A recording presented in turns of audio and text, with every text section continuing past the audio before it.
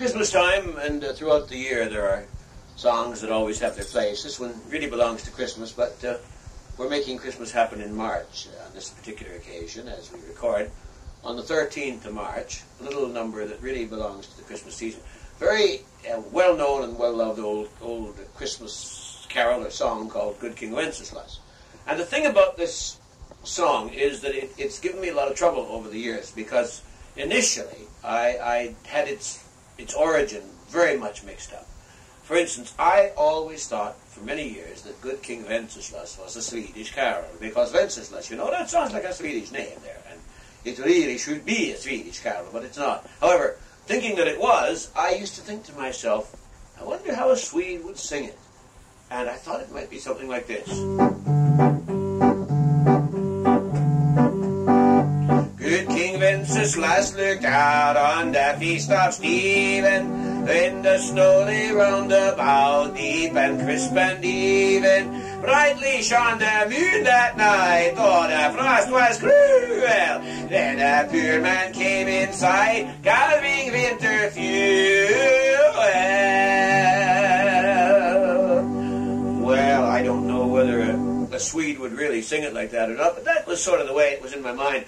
And then as I thought about it, I thought, well, after all, why should the Swedes be the only one to have a crack at this carol? Surely each verse could express something in the life or manner of some race or some person, some type of person. And so I thought about that second verse. You know, it's a verse where the king doesn't want to go out on a fool's errand. He wants to be sure that it's the right thing to do. And once he's sure it's the right thing to do, by George, he's going to do it.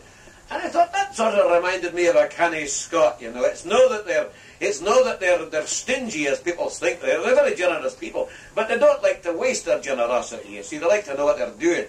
And so I pictured what a Scotsman might do with that second verse.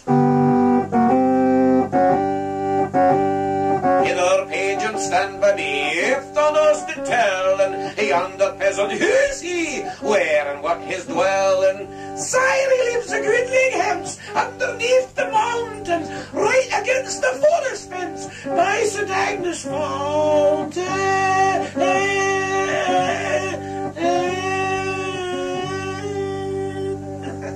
Ah, yes. But then we come to that third verse. Now that was really a problem, because here we have this rather raucous suggestion. Someone says, bring me flesh and bring me wine. And somehow or other, whether I wanted to admit it or not, my thoughts turned towards the torch singer. Now, my thoughts don't often turn towards a torch singer, but they did on this occasion. And I could imagine a certain young lady of maybe doubtful reputation, perhaps even doubtful voice, performing this number, something like this.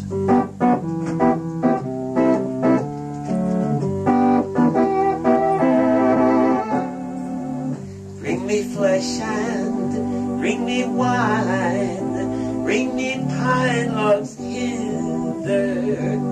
Now and I will see him dine, when we bear them thither. Page and monarch, forth they went together, through the wide broad wind's wild lament, and the bitter weather.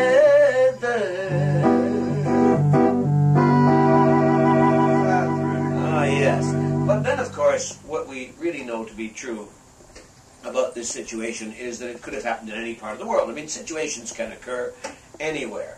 And this situation could certainly have occurred in Texas. I mean, it would have been a cowboy in that case, and they wouldn't have had to go walking out there and into the gloom and into the snow.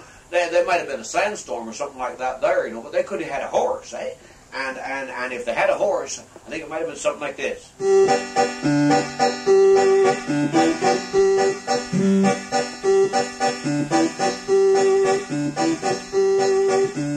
Sire, tonight is darker now, and the wind blows stronger.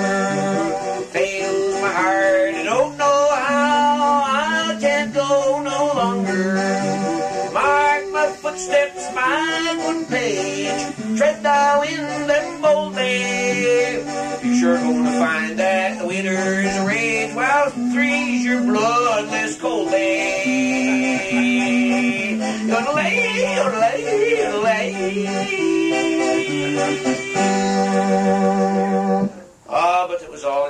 because really it wasn't a Swedish carol, it wasn't a Scottish carol, it certainly wasn't sung by a torch singer, and it really does not belong to the cowboys down in Texas. No, it's a Czechoslovakian song.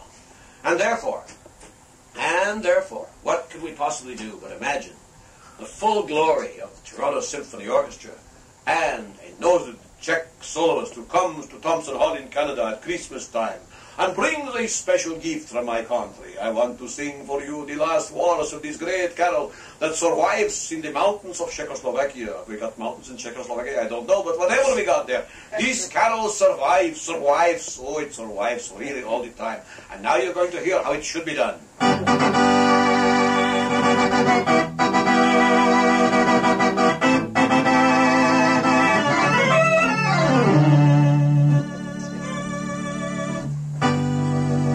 His master's steps he trod, ere the snow lay dinted. It was in the very sod which the saint had printed.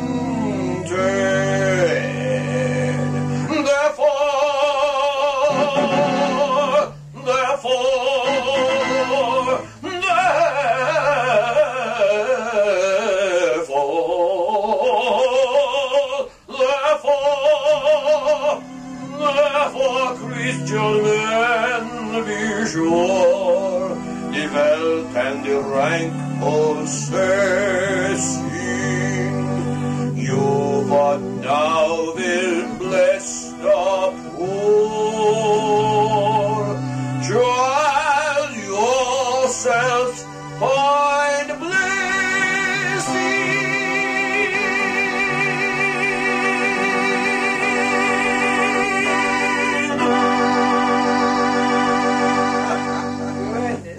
There you are. There you are. Wonderful. Go to the head of the class. Go to the head of the class. Imagine that going on when you were talking on the telephone. Did they think that No, that's okay. Did they offer to call the cops? Or what?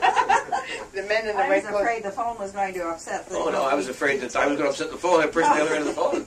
No, I don't think we couldn't hear that there in the hall. I closed the door. So Okay. Well, there you are. that's all.